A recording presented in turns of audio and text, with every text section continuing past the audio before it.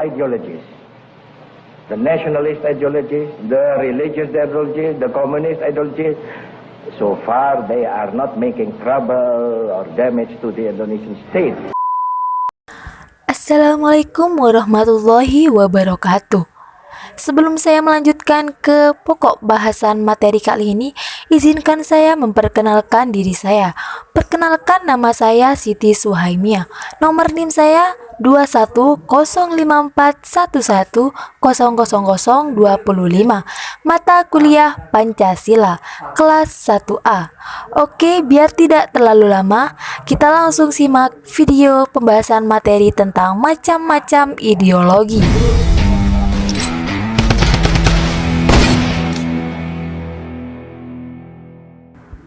Macam-macam ideologi. Sebelum kita masuk ke pokok bahasan tentang macam-macam ideologi, kita harus tahu terlebih dahulu apa itu ideologi. Ideologi merupakan istilah yang berasal dari Yunani, terdiri dari dua kata, idea dan logi.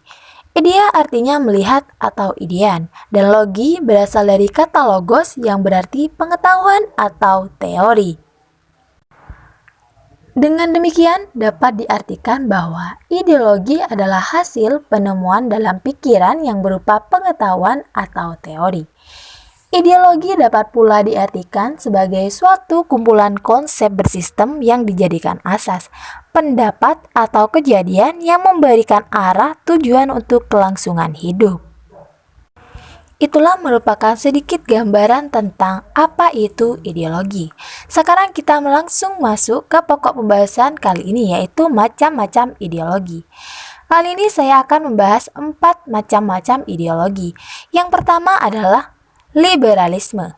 Yang kedua adalah komunisme. Yang ketiga adalah Pancasila. Dan yang terakhir, keempat adalah sosialisme. Yang pertama adalah liberalisme. Pengertian liberalisme dapat kita tarik beberapa pokok pemikiran yang terkandung di dalamnya sebagai berikut. Pertama, inti pemikiran, kebebasan individu. Yang kedua, perkembangan. Berkembang sebagai respon terhadap pola kekuasaan negara yang absolut pada tumbuhnya negara otoriter yang disertai dengan pembatasan ketat melalui berbagai undang-undang dan peraturan terhadap warga negara. Yang ketiga, landasan pemikirannya adalah bahwa manusia hakikatnya adalah baik dan berbudi pekerti, tanpa harus diadakan pola-pola pengaturan yang ketat dan bersifat memaksa terhadapnya. Yang keempat adalah sistem pemerintahan harus demokratis. Yang selanjutnya adalah ideologi liberalisme. Yang pertama, negara sebagai penjaga malam. Rakyat atau warganya mempunyai kebebasan untuk berbuat atau bertindak apa saja asal tidak melanggar tata tertib hukum. Yang kedua, kepentingan dan hak warga negara lebih diutamakan daripada kepentingan negara. Negara didirikan untuk menjamin kebebasan dan kepentingan warga negara. Yang ketiga, negara tidak mencampuri urusan agama. Agama menjadi urusan pribadi setiap warga negaranya. Negara terpisah dengan agama. Warga negara bebas beragama, tetapi bebas juga tidak beragama. Ciri-ciri ideologi liberalisme. Yang pertama, bidang ekonomi menganut paham kapitalisme. Yang kedua, bidang politik menonjolkan individu. Yang ketiga, bidang sosial budaya anggotanya masyarakatnya bersifat individu dan sangat mementingkan kepentingan pribadi. Dan yang keempat, bidang agama mengenal paham sekunder, artinya negara tidak ikut campur dalam urusan agama. Sebagai contoh dalam kehidupan sehari-hari, seorang warga negara diperbolehkan memakai atau menyimpan senjata berbahaya seperti pistol dengan tujuan untuk berjaga-jaga untuk melindungi diri mereka, terkecuali mereka berada di dalam tempat keramaian seperti di pesawat terbang atau bandara, di dalam kereta api, dan lain sebagainya. Contoh kedua adalah Seorang warga negara bebas berkreasi sesuai dengan kemauan mereka, walaupun hal itu jika di Indonesia sendiri tergolong perbuatan yang sangat dilarang. Selanjutnya kita masuk ke ideologi komunisme. Gelombang komunisme abad ke-20 ini tidak bisa dilepaskan dengan kehadiran Partai Bolshevik di Rusia. Gerakan-gerakan komunisme internasional yang tumbuh sampai sekarang boleh dikatakan merupakan perkembangan dari Partai Bolshevik yang didirikan oleh Lenin. Landasan pemikirannya yang penolakan kondisi dan situasi masa lampau, baik secara tegas ataupun tidak. B. Analis yang cenderung negatif terhadap situasi dan kondisi yang ada. C. Berisi resep perbaikan untuk masa. Dan D. Rencana-rencana tindakan jangka pendek yang memungkinkan terwujudnya tujuan-tujuan yang berbeda-beda. Yang kedua adalah sistem pemerintahan hanya otoriter, totaliter, dan diktator. Ciri-ciri ideologi komunisme adalah: yang pertama, komunis mengajarkan tentang teori perjuangan kelas. Artinya, penganut komunisme akan memperjuangkan kelas atau kelompoknya. Contoh kaum proletariat yang melawan kaum kapitalis atau tuan tanah. Yang kedua, biasanya penganut komunis adalah ateis. Penganut komunis biasanya ateis karena menganggap Tuhan tidak ada, sehingga mereka tidak beriman kepada Tuhan. Yang ketiga, kepemilikan barang menjadi milik bersama. Salah satu ciri yang paling dikenal dari komunisme adalah kepemilikan barangnya secara komunal atau umum. Penganut komunisme tidak membiarkan seseorang memiliki hak milik pribadi atau menguasai barangnya. Yang keempat, kepentingan kelompok lebih penting dalam paham komunisme. Kepentingan individu tidaklah penting karena mereka lebih mengutamakan kepentingan bersama, yakni negara atau kelompoknya.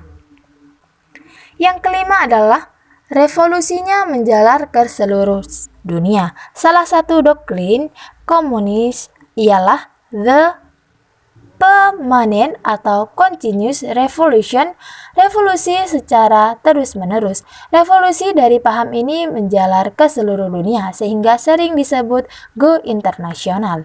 Sedangkan negara yang menerapkan ideologi komunisme ini diantaranya adalah RCC, Korea Utara, Vietnam, Rusia, Kuba, dan Albania. Yang selanjutnya adalah ideologi Pancasila. Ideologi Pancasila memiliki arti bahwa Pancasila adalah penjelmaan filsafat Pancasila itu sendiri. Maka Pancasila sebagai ideologi negara dalam arti cita-cita negara atau cita-cita yang menjadi basis bagi suatu teori atau sistem kenegaraan untuk seluruh rakyat dan bangsa Indonesia, baik hakikatnya merupakan asas kerohanian, yakni asas yang memiliki derajat tertinggi sebagai nilai hidup, kebangsaan, dan kenegaraan. Maka dengan demikian, Pancasila merupakan asas kerohanian harus menjadi pandangan dunia, pandangan hidup, pedoman hidup, pegangan hidup yang dipelihara, dikembangkan, diamalkan, dilestarikan, diperjuangkan, dan dipertahankan dengan kesediaan berkorban. Ideologi Pancasila. Yang pertama, hubungan antar warga negara dengan negara adalah seimbang. Artinya, tidak mengutamakan negara tetapi tidak juga mengutamakan warga negara. Yang kedua, kepentingan negara dan warga negara sama-sama dipentingkan. Yang ketiga, agama erat hubungannya dengan negara. Setiap warga negara dijamin pula kebebasannya untuk memilih salah satu agama yang ada dan diakui oleh pemerintah. Setiap orang harus beragama, tetapi agama yang dipilih diserahkan kepada masing-masing warga negara. Ateis atau tidak mengakui adanya Tuhan tidak diperbolehkan. Ciri-ciri ideologi Pancasila sebagai berikut. Yang pertama, relevan atau aktual, selalu hadir dalam diri subjek sehingga selalu relevan dan aktual. Yang kedua, bersifat realistis, mencerminkan kenyataan hidup yang senantiasa berkembang dalam masyarakat yang menjadi tempat lahir dan berkembang ideologi. Sifat ini mencegah pemakan beku dogmatis suatu ideologi, mengantarkan pada pemaknaan kontekstual. Yang ketiga adalah bersifat ideal. Maksud dari ideal adalah konsep yang mampu menghadirkan harapan, optimisme yang mampu mendorong penganutnya untuk mengaplikasikannya dalam kehidupan sehari-hari agar sampai pada cita-cita yang telah diamalkan bersama. Yang keempat adalah bersifat fleksibel, yakni senantiasa mampu menyesuaikan diri sesuai dengan perkembangan keadaan. Ideologi terbuka mampu memberikan arahan-arahan melalui tafsiran-tafsiran yang konsisten dan relevan. Selanjutnya adalah ideologi sosialisme.